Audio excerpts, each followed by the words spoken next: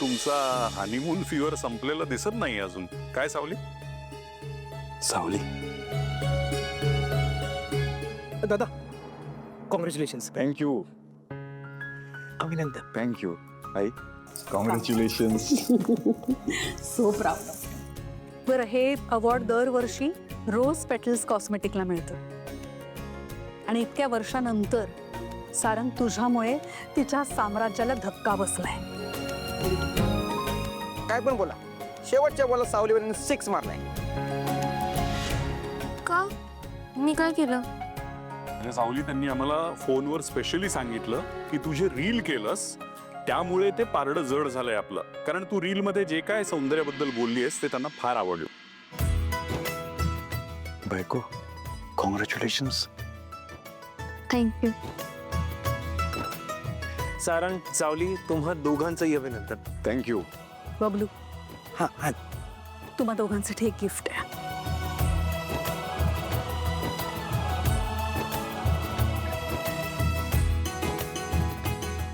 घे. आणि हे तुझ्यासाठी. थँक्यू.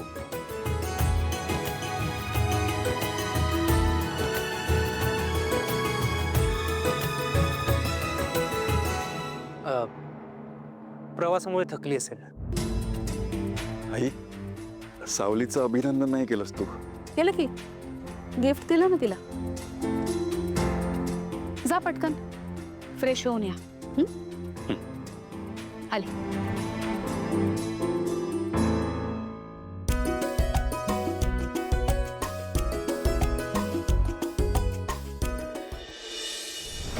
तारा, कसा झाला हनीमून? तुम्ही जसा सांगितला होता ना तसाच झाला. रात्र तुमच्या सूचना घेतल्या आणि जिथे गरज लागली ना तिथे स्वतःचं डोकं सुद्धा चालवलं. पण एवढं सगळं करून काय उपयोग? सावलीचा कौतुक सोहळा समारंभ तर संपतच नाही. बघितलत ना, तिला डोक्यावर घेऊन नाचायला अजून नवीन निमित्त मिळालंय सगळ्यांना. बघितलत ना तिचं कसं स्पेशल वेलकम केलं, फुलांचा वर्षाव केला. काय हो बहिणी, ती सावलीच फक्त या घरची सून आहे. माझं काही अस्तित्वच नाहीये. सगळं कौतुक ते तिच्याच वाट्याला, मला काहीच नाही मिळत. तारा, हो हो हो, एवढं पॅनिक का होतीयस? हे म्हणजे असते एकेकाची वेळ. तुझी पण वेळ येईल.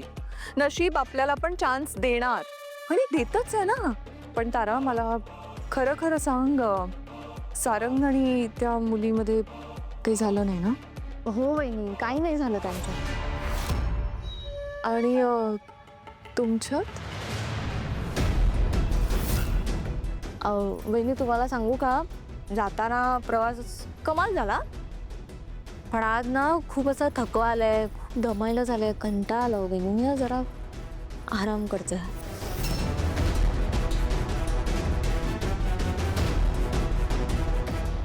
नाही, मला फार आनंद झालाय कारण आज बऱ्याच दिवसांनी आपल्या कंपनीला काहीतरी अवॉर्ड मिळालाय.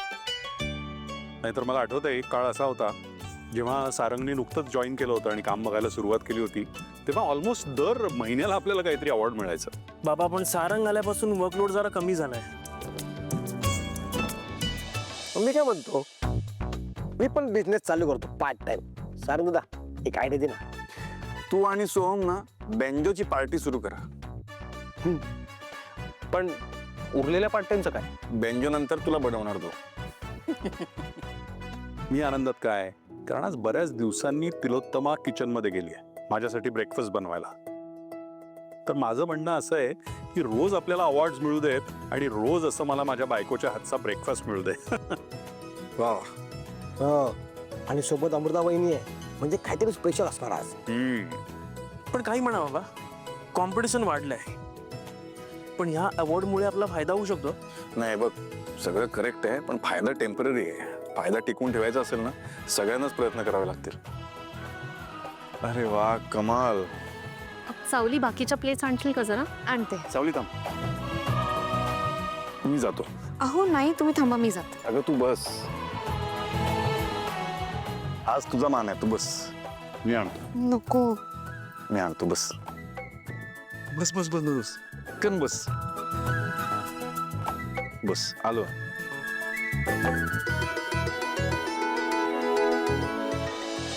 तारा, तू कर आराम, पण मी विचारलेल्या प्रश्नाचं उत्तर मला हवंय. विषय अर्धवट राहिला.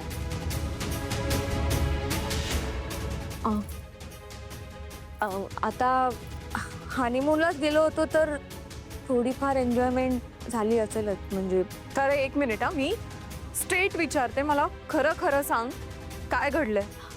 पण का वहिनी, कशाला हवंय तुम्हाला? कशाला हवंय? या घरात टिकून कसं राहायचं हे मी तुला शिकवलं आणि तू मला प्रश्न विचारणार कशाला हवंय? तुला जर मूल झालं ना तर तुझं करिअर पाण्यात जाईल आणि तो सोहम आहे ना, तो तुझ्याकडे डुंकूनी बघणार नाही. हेच हवंय का तुला? नाही. मग मला सगळं खरं खरं सांग, काय घडलंय? काही झालंय? ॲक्च्युली वहिनी कसं आहे ना, तिथे फार आम्हाला असा वेळ मिळालाच नाही, कारण माझं सगळं लक्ष तर सारंग आणि सावलीकडेच होतं.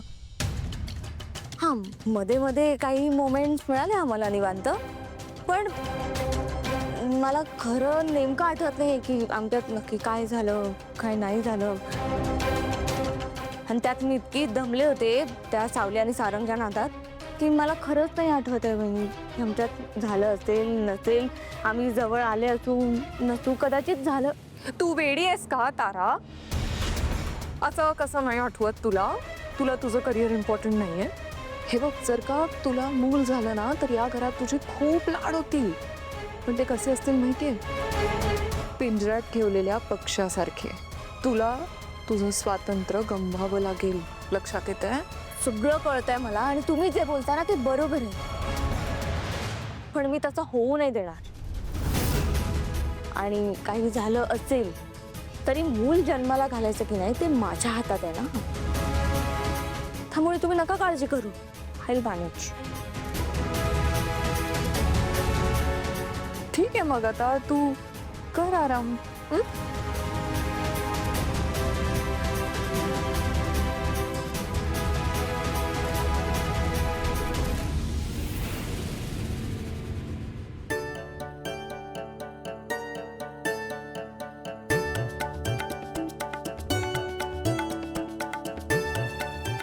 तिथे ठेवू? काय करतोयस तू? का आलास? मी अमृताला त्या पोरीला पाठवायला सांगितलं होतं. तू काय करतोयस? नाही, मला माहिती आहे तू तिला पाठवायला सांगितलं होतंस. ऍक्च्युली मी तुला समजवण्यासाठी आलो आहे. हे बघा, तुला पण माहिती आहे आज आपल्याला जो काही आनंद मिळालाय हा फक्त सावलीमुळे मिळालाय. म्हणजे त्या कंपनी आणि आपल्यामध्ये टाय झाला होता, समान निर्णय मिळाला होता, पण सावलीच्या एका रीलमुळे आपण जिंकलो आहे. मी कुठं नाही म्हणते. नाही, तू नाही म्हणत नाही आहेस, पण तू त्याचं कौतुक पण नाही केलंच नाही. आपण दखल घ्यायला हवी. तिला गिफ्ट दिलं ना, घेतली तिच्या कामाची दखल. आणखीन काय करायला पाहिजे होतं तू सांग ना मला. अरे ती काल परवा आली आपल्या घरी आणि आपल्या घरामध्ये बिझनेस अनेक वर्ष चालू आहे, बरोबर ना? लहानपणी तुला बिझनेसचं बाळकडू कुठून मिळालं? आपल्या घरातूनच ना. मग याला अर्थच नाहीये ना. काल परवा आलेली पोरगी लगेच काहीतरी एखादी आयडिया देणार, मग ती सक्सेसफुल होणार आणि सगळं क्रेडिट ती घेऊन जाणार. काय अर्थ याला? एक गोष्ट लक्षात घे, कंपनी फक्त जाहिरातींवरच चालत नाही. कबूल आहे ना? प्रोडक्टची क्वालिटी सुद्धा लागते चांगली, जी आपली आहे, जी तू मेंटेन करतोस. मला सांग, प्रोडक्शन किंवा क्वालिटी कंट्रोल कोण करतो? तू आणि नील ना. मग मला असं वाटतं हे बक्षीस तुलाच मिळायला हवं. ती पोरगी फक्त निमित्त मात्र आहे. हे बघा, मला सगळं मान्य आहे, पण तिने केलेली सौंदर्याची व्याख्या अख्ख्या जगाने मान्य केली आहे. तू पण हे मान्य करायला हवं. मी नाही म्हणतच नाहीये. तुला ना बेसिक कॉन्सेप्टच कळत नाहीये. त्या पोरीने तिची सौंदर्याची व्याख्या सांगितली आणि ती अख्ख्या जगाने मान्य केली. ठीक आहे ना, अख्ख्या जगाने करू द्या मान्य. मी नाही करत. I am an individual. माझे विचार वेगळे आहेत. मी स्वतंत्र विचारांची आहे, बरोबर ना? तुला सुद्धा माहिती आहे. ह्याला काहीच अर्थ नाहीये. तू अनेक वर्ष या बिझनेसमध्ये आहेस, तुला एक्सपिरियन्स आहे. मला खरं खरं सांग, अशा दिसणाऱ्या पोरीला कोण घेईल जाहिरातीमध्ये? सगळ्या बोलायच्या गोष्टी असतात रे. वेळ येते ना तेव्हा कोणी उभं राहत नाही. जाहिरात जाऊ देत. मला सांग, 10 लोकांबरोबर स्टेज शेअर करू शकेल ही पोरगी? हा, ज्याला त्याला ज्याच्या त्याच्या पात्रतेप्रमाणे सगळं काही मिळतं, बरोबर ना? कम ऑन सारा.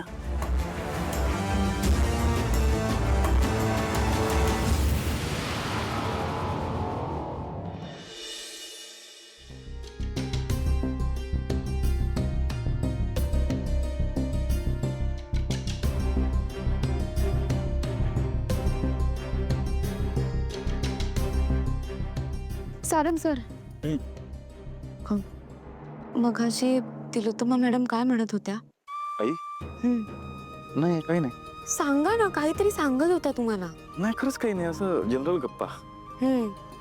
मग मला थांबवून तुम्ही किचन मध्ये का गेलात? एवढं न कळणं एवढी वेडी नाहीये. तुला वेडं म्हणणारी व्यक्तीच वेडी असेल सावली. काही नाही, जनरल गप्पा झाल्या. तिला आनंद झालाय या सगळ्या गोष्टीचा. तो सगळ्यांनाच झालाय, पण मला खरा आनंद तेव्हा होईल जेव्हा तिलोत्तमा मॅडम मला सोल म्हणून स्वीकारते. तुम्हाला काय वाटतं, त्यांना माझं म्हणणं पटलं असेल का? तुला वेळ द्यावा लागेल सावले. तू जेव्हा सुरुवातीला या घरात आले होतेस तेव्हा जेवढा ती विरोध करत होती तेवढा ती आज नाही करत. थोडा वेळ जाऊ दे. हळूहळू ती माणूस म्हणून तुला ओळखायला लागेल. सुरुवातीला मी पण तुझ्या जेवढं नीट वागत नव्हतो, पण आज बघ, आज किती प्रेम करतो मी तुझ्यावर. आणि मला खात्री आहे की तू नक्की आईचं मन जिंकशील. जसं मला प्रेमात पाडलंस ना, तसंच आईचं मन जिंकशील. खात्री आहे.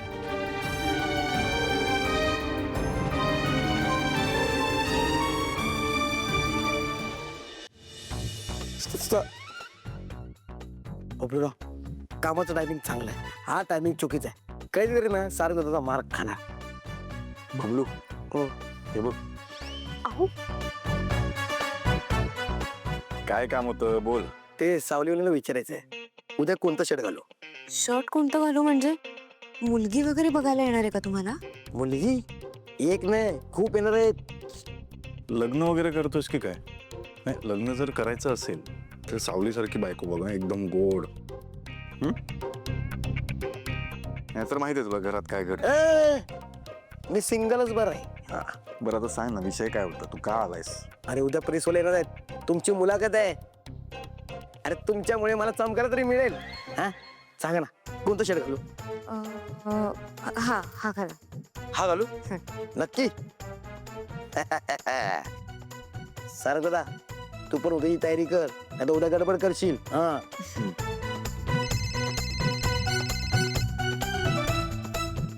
मी एक मिनिट. हा. हॅलो. सावली, मी तुला ज्या संकटाबद्दल बोललो होतो ते संकट अगदी दाराशी येऊन उभं आहे. संकट? हो, पण आज खूप आनंदाचा दिवस आहे. तुम्हाला सांगते काय काय झालं. मला माहिती आहे, मी बातम्या बघितल्या. सारंगला खूप मोठा पुरस्कार मिळालाय. खरं तर अभिनंदनासाठी मी फोन करणारच होतो, पण सहज माझ्या डोक्यात आलं म्हणून मी तुमच्या दोघांच्या पत्रिका बघितल्या आणि माझा सगळा मोडच ऑफ झाला. सावली, तुझ्या सौभाग्यावर संकट येणार आलं. अगदी चोर पावलांनी समोर उभं असेल पण दिसणार नाही.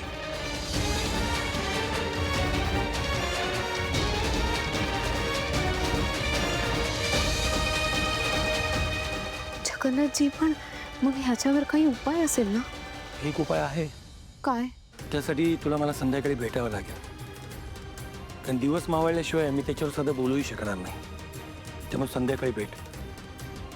ठीक आहे.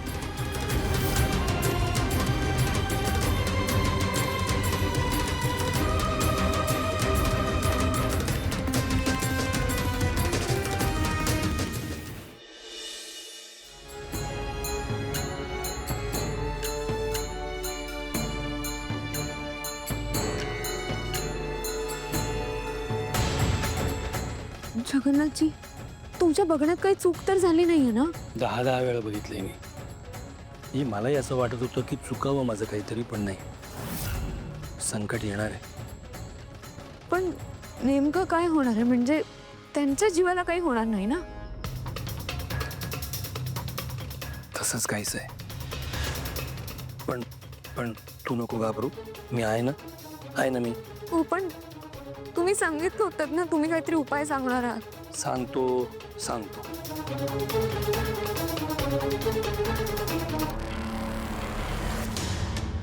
हा धागा पूर्वीकडे तोंड करून तुझ्या हातात घे.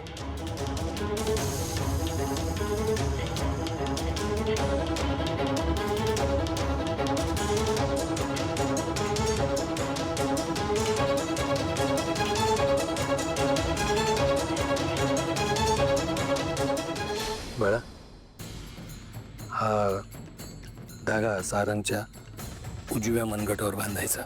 हा धागा जोपर्यंत त्याच्या मनगटावर आहे तोपर्यंत कुठलंही संकट त्याच्यावर आलं तरी तो त्यावर मात करू शकेल, त्यातून मार्ग काढू शकेल. पण समजा हा धागा हरवला, गहाळ झाला, तुटला, तर मात्र असं समज ना की हा धागा तुझं सौभाग्य वाचवणार आहे. कळलं? की काही झालं तरी लवकरात लवकर तुला हा धागा त्याच्या मनगटावर बांधायचा. हं?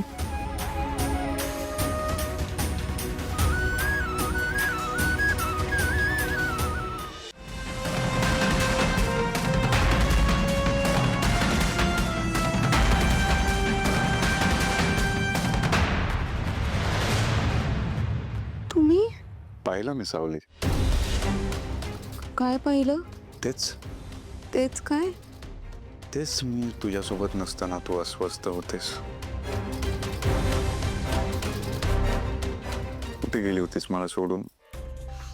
मी इथेच आहे. मी कुठे जाईन? डबीत काय ठेवलं? ते उद्या कोणते कानातले घालू हे बघत होते मी. कुठे गेली होतीस मला सोडून? मी आता नाही सांगू शकत, उद्या सांगते ना. माझ्यापासून लपवतेस तू सावली? नाही, मला तुमच्यापासून लपवायचं नाहीये, पण मी उद्या सांगते ना सारंग सर. अशी कुठली गोष्ट आहे जी तू आज नाही सांगू शकत आणि उद्या सांगणारच मला? हे बघ, उगाच उत्सुकता ताणू नकोस. तुमची उत्सुकता प्रत्येक गोष्टीत ताणत असते.